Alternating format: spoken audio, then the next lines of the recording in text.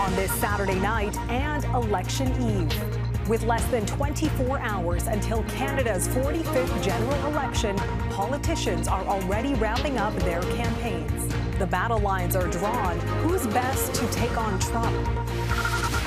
While this crowd rallies to show pride and send a message, Canada is not for sale. Extra proud to be a Canadian. Plus, the U.S. president's move to revoke security clearances sparks backlash as a revenge tactic and security risk. Hundreds are arrested as anti-government protests intensify in Turkey. Boxing legend George Foreman dies at 76, remembering his iconic legacy and influence on sports. Global National. Reporting tonight, Nitu Garcha. Good evening and thanks for joining us. It is shaping up to be a pivotal weekend in Canadian politics. All eyes are on Ottawa, where a federal election call is imminent. Prime Minister Mark Carney is expected to ask Governor General Mary Simon to dissolve Parliament tomorrow and trigger the country's 45th election. Sources tell Global News Election Day will be April 28th, the 5-week minimum required by law. As the campaign gets set to kick off, party leaders are already unveiling their plans, positioning themselves as best suited to steer Canada through a trade war and confront President Trump. Our Mercedes Stephenson is in Ottawa and begins our coverage tonight. Are these guns registered? Less than 24 hours before Canada's 45th general election is called, politicians are already well into campaign mode. Conservative leader Pierre Poilievre was making stops around Ottawa today with his family, meeting with supporters, volunteers, and Canadians who he hopes might be Conservative voters. It's going to be an axe the tax election. Prime Minister Mark Carney wasn't out in public today after spending hours behind closed doors with the premiers last night. We're working to build a stronger economy. On the eve of the election, the Liberal government is focusing on Carney's economic chops and offering a raft of new policies to woo voters. These measures as a whole will help our workers, help keep our businesses running, and protect our economy during this phase of the trade war. The Liberals promise to expand dental care, introduce legislation by Canada Day to eliminate interprovincial trade barriers, temporarily make it faster and easier for workers affected by tariffs to get EI, defer corporate income tax payments by almost 3 months to give businesses more liquidity, and streamline the approvals process for large-scale national interest infrastructure projects. The main ballot box question for many Canadians, though, who is the best leader to take on President Donald Trump? So when I say they should be a state, I mean that. Carney has positioned himself as an experienced dealmaker with financial know-how who is ready to operate in Trump's domain. While the Tories have focused on distancing themselves from MAGA Republicans, pointing to the president's own comments. A Conservative that's running is stupidly no friend of mine. I don't know him, but he said negative things. So when he says negative things, I couldn't care less. I think it's easier to deal, actually, with a Liberal. And attacking Carney as Trump's choice. Mark Carney's just the kind of weak leader that Donald Trump can take advantage of. Thanks so much for being here. NDP leader Jagmeet Singh says while Liberals and Conservatives are busy fighting each other, his is the only party willing to take a truly tough line on Trump, disinviting him from the G7 meeting in Kananaskis this summer. Neithu, there are a lot of behind-the-scenes machinations right now and jockeying for position. The Liberals partially kneecapped the Conservatives by getting rid of the consumer carbon tax. But they're not budging on industrial polluters or the cap on the oil and gas industry, something the Conservatives will continue to attack them on. Mark Carney, meanwhile, has alienated some progressives with his choices. Just today, he met with the Liberal Women's Caucus, and he was criticized by them for cutting the cabinet position related to women and gender equity out of cabinet completely. So, Mercedes, sources are telling you Election Day will be Monday, April 28th? That's right, Neithu, April 28th, which means that is, in fact, the shortest amount of time allowed by law for an election, 5 weeks. You can go as long as 9 weeks, which some of our viewers may remember from that infamous 2015 election campaign. And one of the things that the Conservatives learned in that is that if you are the incumbent, going longer is not always to your advantage. Mark Carney is untested politically, so this is the first time that we will see him out on the hustings, and the Liberals want to minimize any risk. They also want to strike while the iron is hot around people's frustration with tariffs before they start blaming potentially the Canadian government. And of course, Mark Carney is also getting a significant boost because he's new to politics, and his polls are showing that he is a strong, at this point, not just competitor, but potential front runner in the election. So they are going to want to get to the polls before some of that honeymoon period wears off. So we will have Canadians going to the polls, Neetu, on April 28th. All right, Mercedes Stephenson. Thanks, Mercedes. The federal government updated its travel advisory for Canadians heading across the border. The U.S. now requires visitors staying longer than 30 days to register with U.S. Citizenship and Immigration Services. Ottawa says the registration requirement applies to Canadians and other foreign nationals.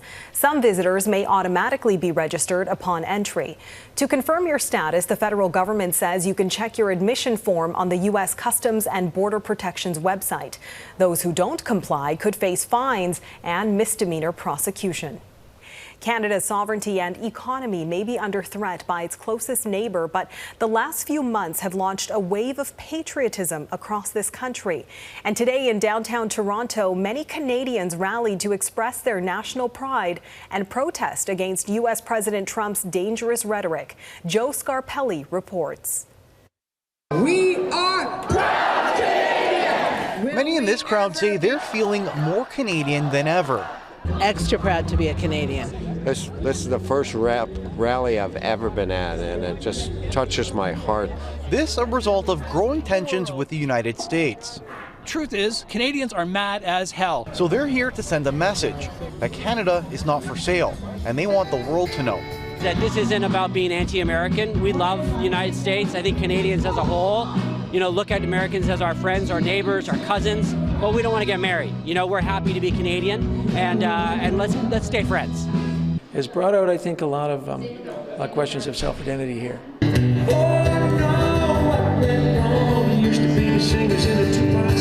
Canadian singer-songwriter Jim Cuddy performing his new viral hit, We Used to Be the Best of Friends, capturing the mood of the crowd.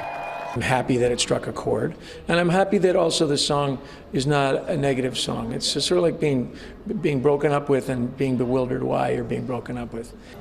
Actor and comedian Sean Majumder recently moved from LA back home to Canada. Seeing what was percolating down there had me have this renaissance of appreciation for what Canada is, especially through the lens of my two young daughters. And as Canadian pride spikes, event organizers say they're already looking to hold more of these elbows up rallies in other parts of the country. Neetu? Okay, Joe Scarpelli in Toronto. Thanks, Joe. There were also multiple protests outside of Tesla car dealerships across Canada today, the latest show of anger towards President Trump's ally Elon Musk. Cases have been on the rise in both Canada and the U.S. of the billionaire's EV business and its vehicles being targeted by demonstrations and vandalism. It's all due to Musk's heavy influence within the Trump administration. In Edmonton, a statue of hockey legend Wayne Gretzky outside Rogers Place, home of the Oilers, has been vandalized. The statue was smeared with what looked and smelled like feces. Gretzky, a four-time Stanley Cup champion, nicknamed the Great One, has been put in the penalty box in the minds of many Canadians because of his close relationship and public support for President Trump, who continues to call for Canada to become America's 51st state. Gretzky attended Trump's victory party in November and Trump's inauguration in January. He also opted to wear a suit, not a Canadian jersey, during the recent Four Nations Hockey Championship final, which Canada won. Trump is using his presidential power to take more actions against his political opponents and critics. Today, Trump revoked the security clearance of many former White House officials, including former Vice President Kamala Harris. He already rescinded former President Joe Biden's clearance last month. As Reggie Cecchini reports, the move also targets those beyond the previous administration. Reggie? Neetu, this move is being panned by critics of Donald Trump as nothing more than a tit-for-tat, accusing the president of using security clearances as a revenge tool. Late Friday night, while at his golf club in New Jersey, the president issued a memorandum that yanks security clearances for many of his 2016 and 2024 political rivals, including senior members of the Biden administration. Hillary Clinton, and 2 Republican representatives that sat on the January 6th committee. But Trump is also targeting legal firms that worked with the former special counsel that indicted him or have practices that undermine the Trump agenda. Some of them have classified contracts, and that would mean a different law firm would have to take their place because their people would not be able to have permanent clearances that would actually allow them to view the contracts that are the subject of whatever the legal practice. As a consequence of Trump's erratic actions after his 2020 loss, Joe Biden rescinded his security clearances. But not having members from prior administrations looped in on top secret matters can hinder a sitting president's ability to contend with an array of threats because insight and experience simply won't be there.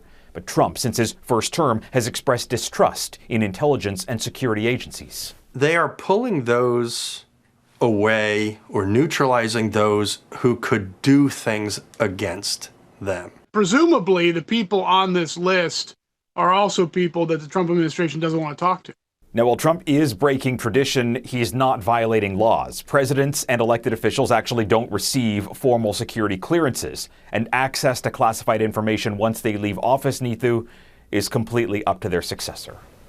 All right, Reggie Cecchini in Washington. Thanks, Reggie.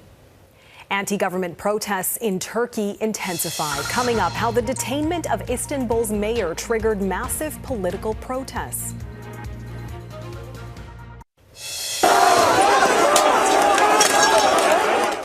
More clashes between protesters and police in Turkey's largest city as thousands rally over the arrest of Istanbul's mayor and political rival of Turkish President Erdogan.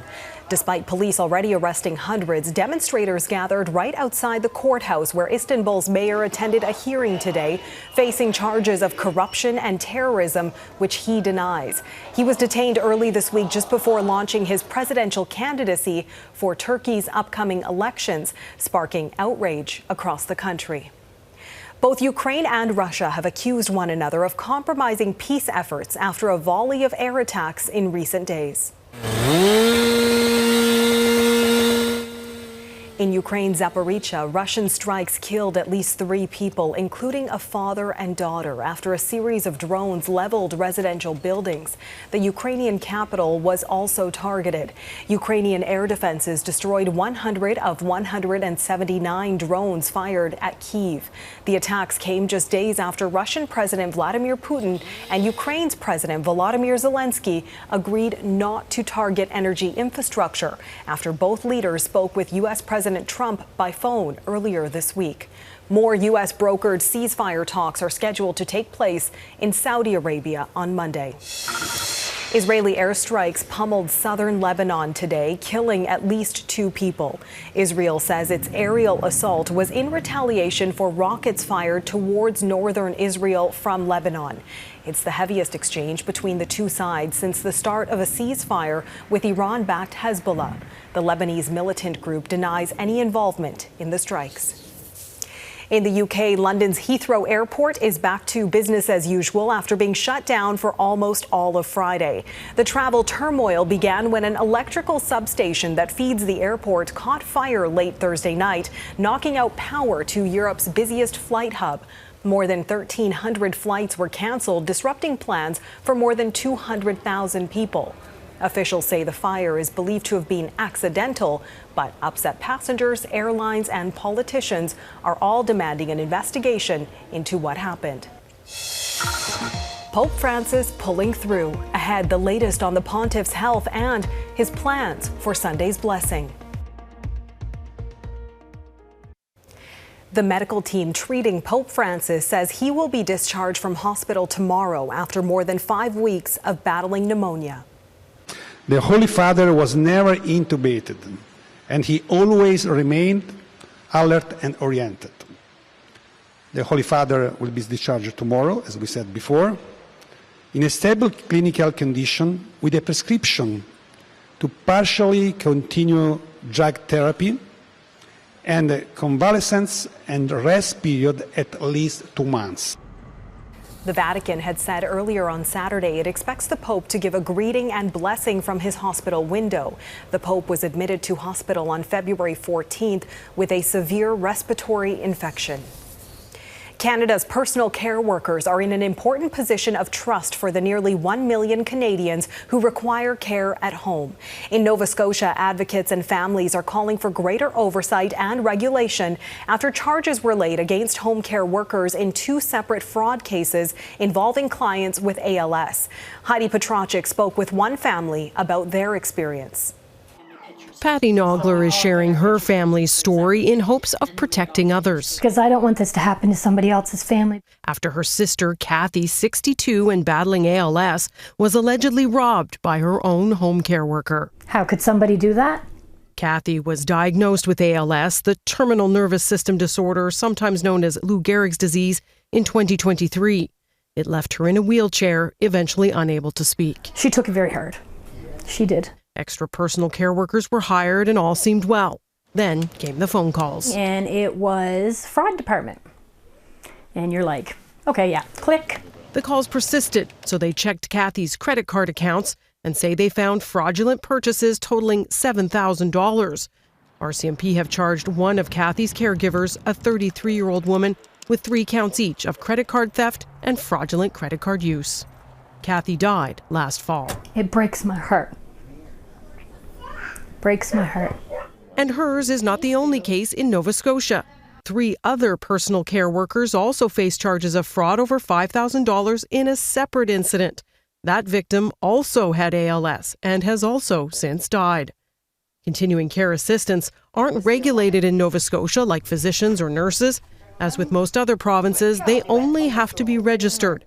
And only one of the accused in these cases is listed. The registry is not a regulatory body in any way. It's not a place where you can file a complaint and have it investigated. The head of the province's ALS Society says those tasked with oversight in the healthcare system are under-resourced, leaving it largely up to families to practice prevention. Don't have your debit card out, a bank statement out, and you need to check your bank account on a weekly basis. The provincial government says home care agencies are responsible for criminal and reference checks on their employees.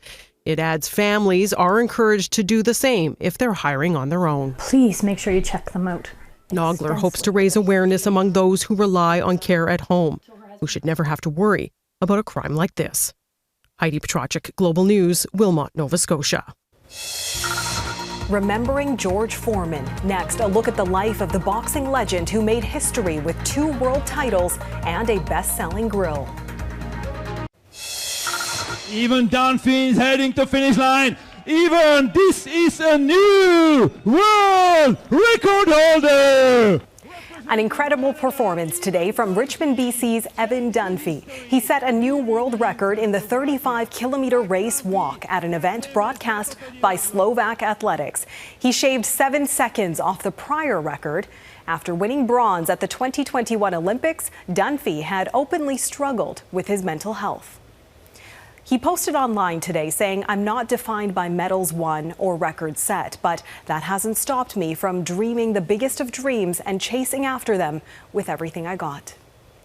The sporting world is mourning the passing of boxing great George Foreman, who died at age 76 Friday night. George Foreman racked up dozens of wins on his way to a world heavyweight title in his 20s, and he did it again in his 40s, all while seamlessly transitioning into a career as a successful businessman.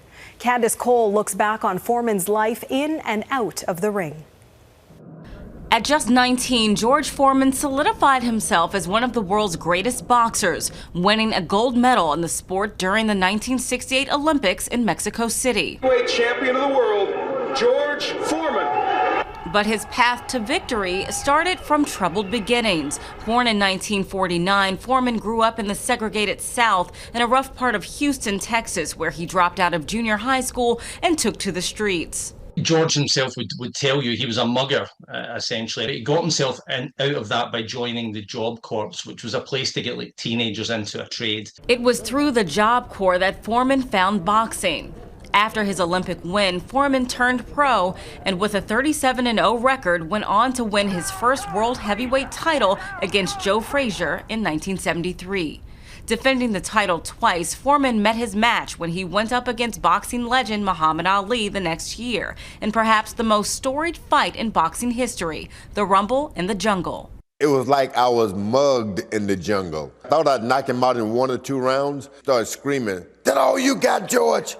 Show me something." The two would eventually become like brothers, but the loss took Foreman out of the ring for a year. Eventually, he would go on to win 5 more matches before retiring in 1977 after a loss to Jimmy Young. It was then that Foreman turned to religion, becoming a minister. He returned to the ring a decade later in 1987, winning 24 straight matches before eventually making history again in 1994. I just want to go out there, show the world that 45 and 55 is not a death sentence. We can do anything we want to do.